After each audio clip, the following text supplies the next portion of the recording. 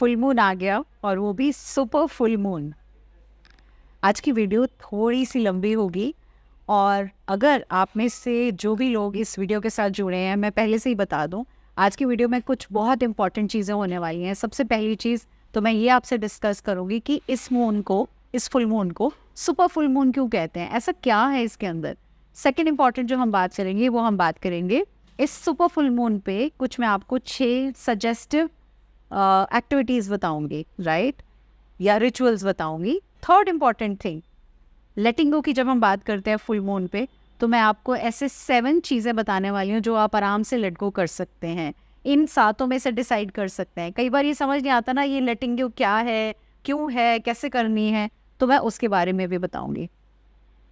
अब जो लोग तो बहुत सीरियस हैं इस वीडियो में, इसके लिए एंड तक बने रहना, क्योंकि लास्ट में मैंने एक आपसे क्वेश्चन पूछना है और अगर आपका आंसर उसमें हाँ या ना, जो भी आपकी कमेंट्स होंगे उससे रिलेटेड, फिर मैं नेक्स्ट जो कदम है ना वो उठाऊंगी और मैं आप लोगों की मदद के लिए रेडी हूँ।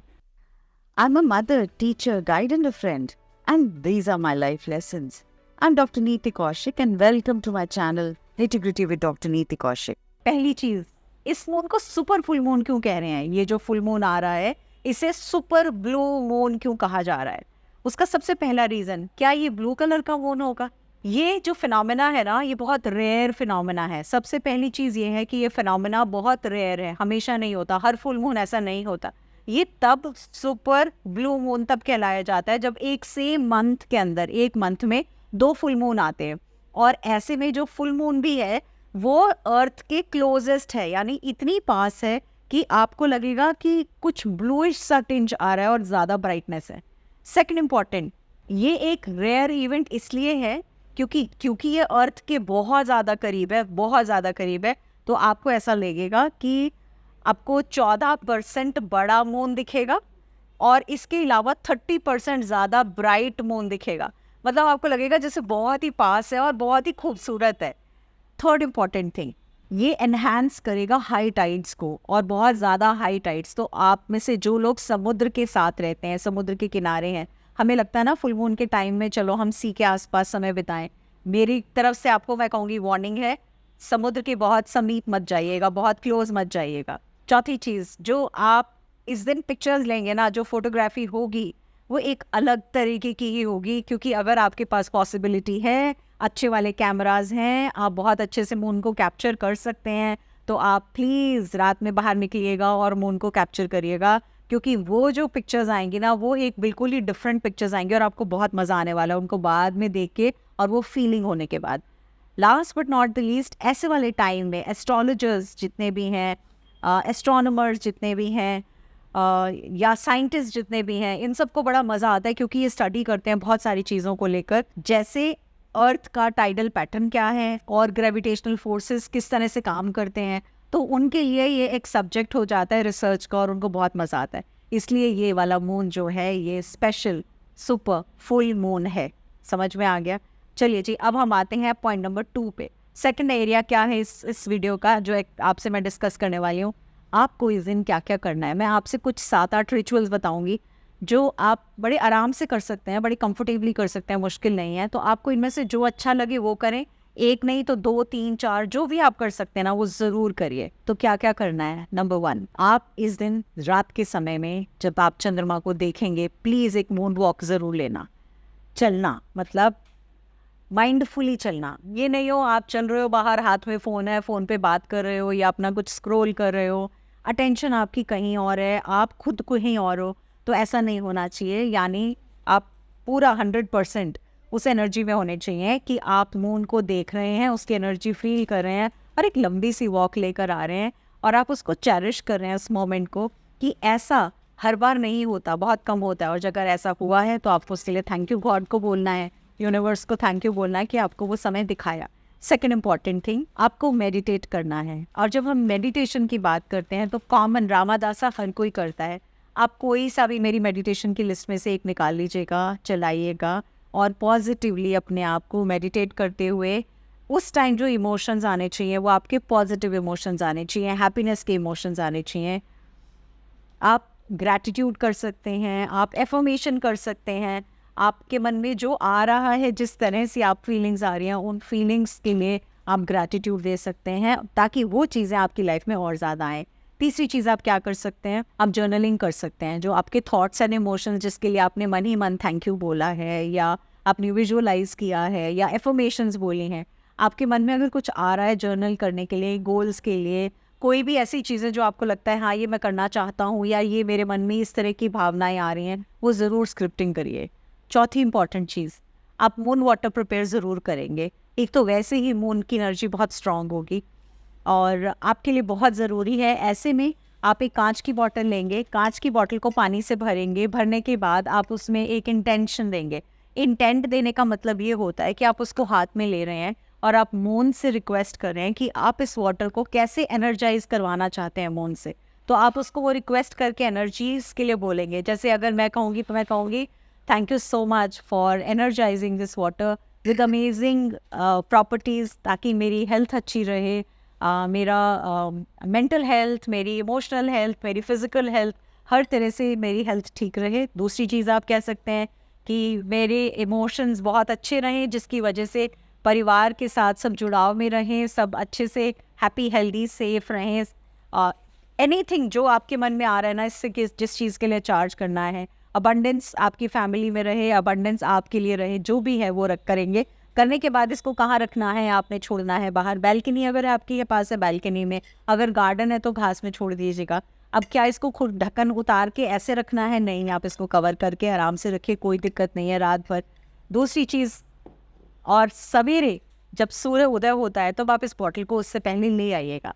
नेक्स्ट इंपॉर्टेंट चीज़ जो आप करेंगे, उस दिन आपको कुछ चीज़ों को क्लेंस करना है, जिसको मैं हमेशा बोलती हूँ। सेज है, धुनी है, पालो सांटो है, कुछ भी चीज़ आप लेंगे, उसको जलाएंगे। जलाने के बाद आप पूरे घर में क्लीनिंग करेंगे। क्लीनिंग मतलब धुनी देंगे, शंख बजा सकते हैं, धुनी दे सकते हैं। वो देने के बाद आप विजुलाइज करेंगे कि सारा घर क्लेंस हो रहा है। उस दिन जब पोछा लगेगा घर में, तो उस पोछे में थोड़ा सा नमक डाल सकते हैं हम। उसके अलावा जब आप नहाने लगेंगे फुल मून वाले दिन, तो आप पानी में थोड़ा सा नमक डाल सकते हैं और उससे नहा सकते हैं। वो भी आपके लिए बहुत कारगर रहेगा। क्रिस्टल्स को चार्ज करना है, जो मैं हमेशा बोलती हूँ। अब आप क्रिस्टल्स के लिए पूछोगे कहाँ रख के चार्ज करना है, किस बॉटल पे, किस प्लेट में रख के चार्ज करना है। आपके पास कांच की प्लेट है, कांच की प्लेट में चार्ज कर सकते हो। अगर आपके पास गार्डन है तो आपको प्लेट नहीं है तो आप गार्डन में मिट्टी में भी रख सकते हैं, कोई प्रॉब्लम नहीं है। आपके पास कोई पत्थर का कोई पीस रखा हुआ है, उसके ऊपर भी रख के आप मून लाइट में चार्ज कर सकते हैं।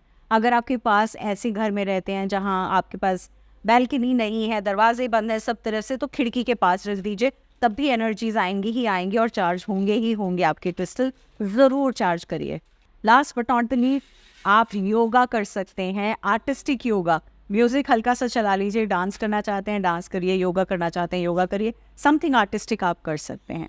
अब मैं आती हूँ last part of this video, जिसमें मैंने आपसे कहा था, बहुत बार आप क्वेश्चंस पूछते हैं मैम लेटिंग गो क्या है, मतलब क्या लेट गो करना है, लेट गो का मतलब क्या है और क्या लेट गो करना है। तो हम आज अब इसकी बात करें।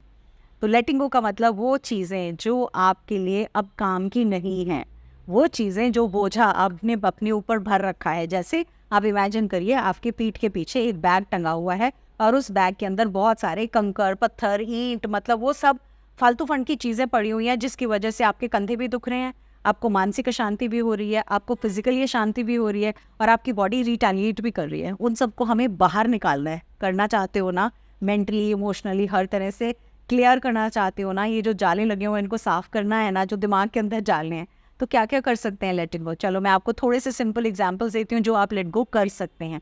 पहली चीज़, नेगेटिव थॉट्स। अगर आपके मन में कुछ नेगेटिव ऐसा थॉट है जो बार बार आ रहा है, तो आप एक कागज़ पे लिखिए, कागज़ पे लिखिए आई लेट गो। जो भी थॉट है, इनसिक्योरिटी है, जो भी जिस तरह के थॉट्स हैं वो आप लिखिए आई लेट गो। उसके बाद उस पर बड़ा सा क्रॉस लगाइए और उसके बाद उसको या तो बर्न करेंगे। हम लेटिंग गो में जो भी चीज़ करेंगे हम पेपर पे लिखेंगे, या तो एक छोटा सा बोल मिट्टी का लेंगे, सकोरा ले सकते हैं मिट्टी का, कुछ भी एक बर्तन लेके उसमें जो कागज़ में लिखा है उसको बर्न करके उसके अंदर डाल देंगे। जब वो ठंडा हो जाए उसके बाद आप उसको फ्लश कर सकते हैं। तो क्या क्या लेट गो कर सकते हैं, मैंने सबसे पहले क्या बोला, नेगेटिव थॉट्स। दूसरी चीज़, ग्रजेस और रिजेंटमेंट जो आपके अंदर है, जो किसी के खिलाफ है, या मतलब आपको बहुत ऐसा लगता है उस पर्सन ने या उस सिचुएशन की वजह से बहुत दुख हुआ, तकलीफ हुई, वो रिजेंटमेंट जो है कि आपका दिल ही नहीं करता कि मैं बात करूं, मतलब आप नंबर ब्लॉक कर चुके हो, बात करनी छोड़ चुके हो, ऐसा कुछ भी है, वो रिजेंटमेंट को कैसे हम क्लियर करेंगे? आप अपने लिए कर रहे हैं, ये मत सोचिएगा जो मैं आपको बता रही हूँ आप किसी और के लिए कर रहे हैं, नहीं, आप अपना खुद का फ़ायदा करिए सबसे पहले। तो क्या फ़ायदा करना है? होपोनोपोनो प्रेयर, 4 लाइनें, I am sorry, please forgive me, thank you, I love you, ये 4 लाइनें आपको थोड़ी देर बैठकर बोलनी है अपने आप को, और अपना हाथ दिल पे रखेंगे और उसके बाद बोलेंगे, ताकि आप उस पर्सन को, उस सिचुएशन से बाहर निकल सकें।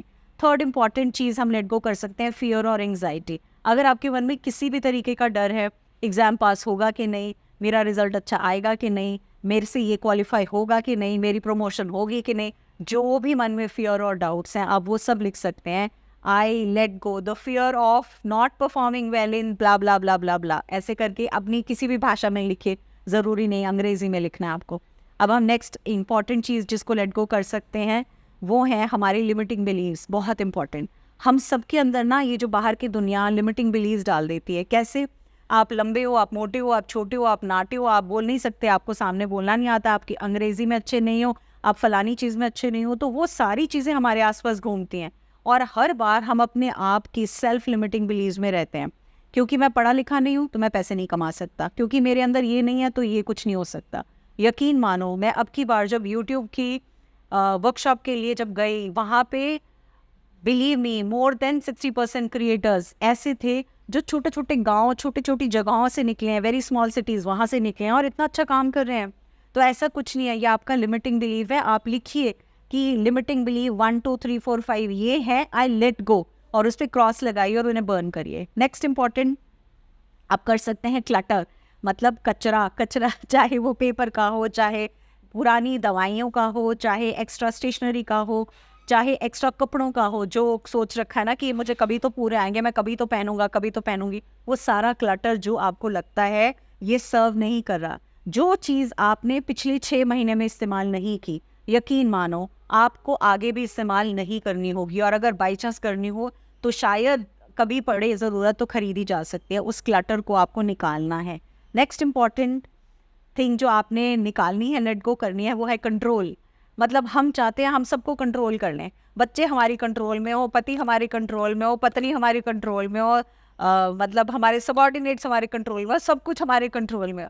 अरे ऐसे कैसे हो सकता है? हर किसी को सांस लेने का मौका तो दो, सबकी ज़िंदगी है भाई।